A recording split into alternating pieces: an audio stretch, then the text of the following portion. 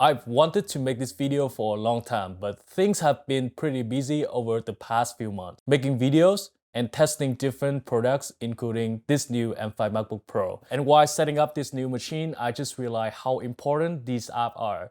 Honestly, feel very unproductive without them. So I decided to make this video to share these tools with you guys, and hopefully you'll find them useful as well. My first and most used app is the ChatGPT desktop app. It is a very popular AI chatbot, so I don't think I need much of an interaction. Functionally, the desktop app and the web version are almost identical. Same features, same speed. And you might ask, why don't I just use the browser instead? Well, because the desktop app is way more convenient. Shortcuts are a big reason. If Command Space open Spotlight, then Option Space bring up a mini ChatGPT windows. That's just perfect for quick research while you are working. It's faster than opening a new browser tab and have you stay focused on the task at hand. Another feature you only get with the desktop app is the ability to send a screenshot of any open windows and ask the AI directly. It's faster and more natural, and honestly, once you get used to it, it's pretty hard to go back to the browser version. The second app is Myna for Google Translate.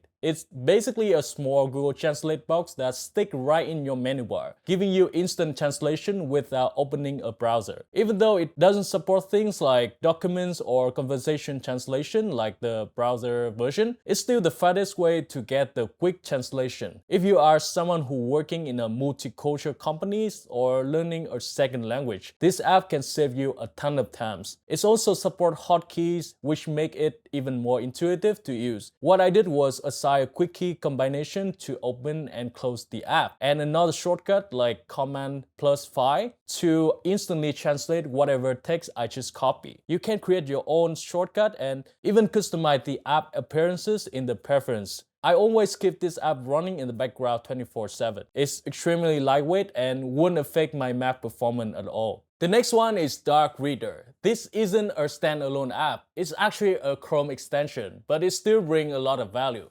So if the first two apps bring you convenience and faster in operation, this one is actually about your eyes health. Take a look at this comparison. This is me working at night without Dark Reader, and this is after turning it on. I don't even need to explain it. You can already see how much easier it is on the eyes. Dark Reader basically invert bright colors and add better contrast. That's not only reduce eye strain, but also make text much easier to read, especially if you work late at night or during long reading session. It's also very easy to use. Just toggle is on or off, and it instantly applies dark mode to own opening tab. You can even customize the filters, brightness, contrast, and colors until it feels perfect for your eyes. And best of all, it's completely free. But if you can, consider supporting the developer. They are doing an amazing job. The next app is Paste Now. The name already tells you what it's for. It is a clipboard manager for macOS, but way more powerful than the basic Spotlight clipboard that only keeps a few copy items. Paste Now lets you store and manage your entire clipboard history. In the preference, you can choose how long to keep your clipboard data. 6 months, 1 year, or even forever, as long as you have enough storage. Whenever you need to review or reuse something, you can quickly search through everything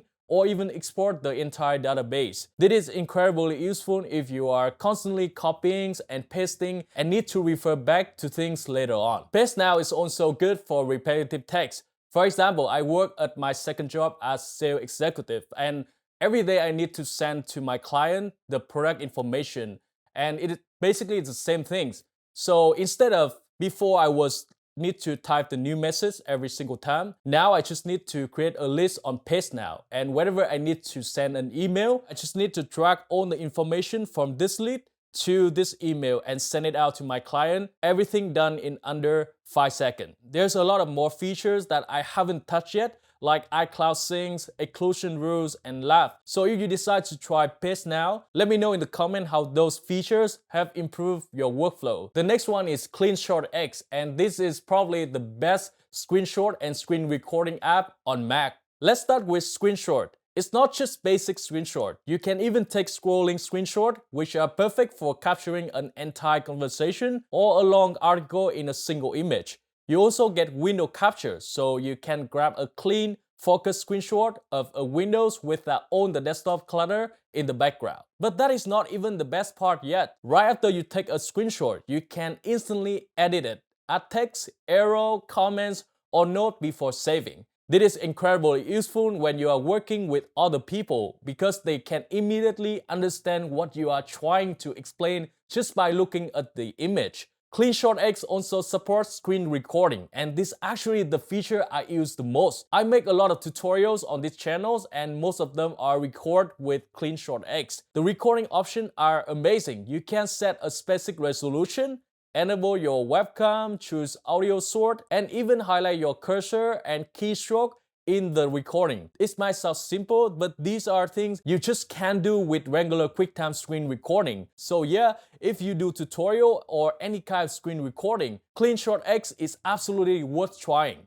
So I'm literally sitting here editing this video and I just realized there's one more app that I use pretty often recently. It is not related directly to my workflow, but it is great for entertainment after work.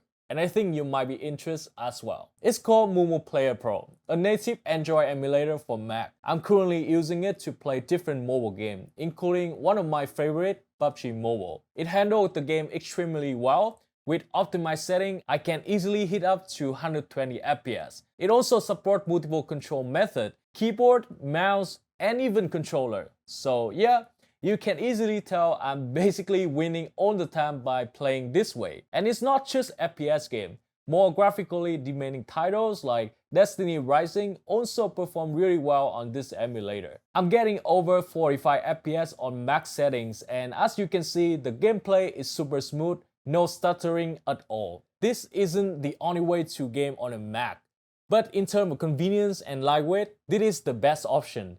From downloading to playing, takes just a few minutes. And you know, mobile titles are extremely lightweight, so it doesn't stretch your Mac hardware and doesn't heat it up like all the PC titles do. Even when running multiple instances, it doesn't throttle my Mac CPUs or RAM. So if you don't game a lot and just want something quick and fun to relax with, this is absolutely worth trying. So guys, that is pretty much for today. Thank you all for watching, and please let me know in the comment which app that you find the most useful.